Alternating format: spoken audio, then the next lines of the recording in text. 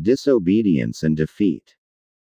After Joshua had dismissed the Israelites, they went to take possession of the land, each to his own inheritance. The people served the Lord throughout the lifetime of Joshua and of the elders who outlived him, and who had seen all the great things the Lord had done for Israel. Joshua son of Nun, the servant of the Lord, died at the age of 110. And they buried him in the land of his inheritance, at Timnath-Heres in the hill country of Ephraim, north of Mount Gosh. After that whole generation had been gathered to their fathers, another generation grew up, who knew neither the Lord nor what he had done for Israel. Then the Israelites did evil in the eyes of the Lord and served the Baals. They forsook the Lord, the God of their fathers, who had brought them out of Egypt.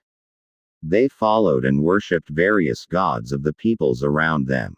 They provoked the Lord to anger because they forsook him and served Baal and the Ashtoreths.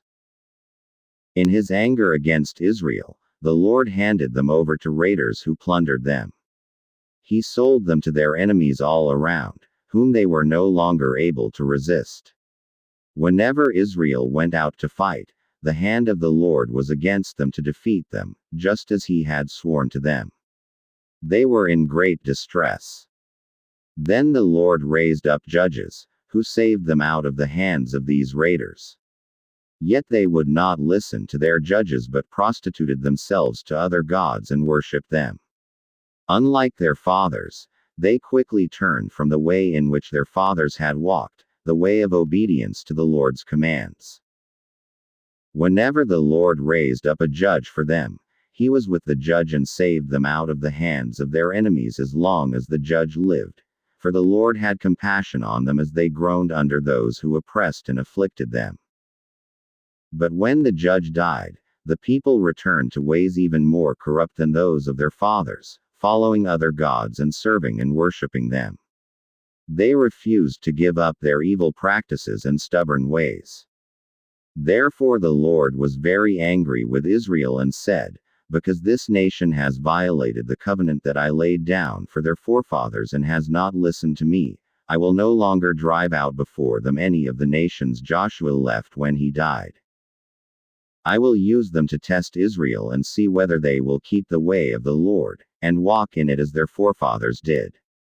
The Lord had allowed those nations to remain. He did not drive them out at once by giving them into the hands of Joshua.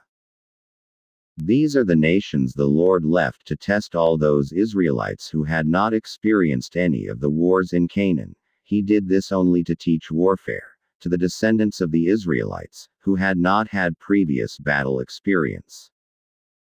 The 5 rulers of the Philistines, all the Canaanites, the Sidonians, and the Hivites living in the Lebanon mountains from Mount Baal-Hermon to Labo-Hamath. They were left to test the Israelites to see whether they would obey the Lord's commands, which he had given their forefathers through Moses. The Israelites lived among the Canaanites, Hittites, Amorites, Perizzites, Hivites and Jebusites.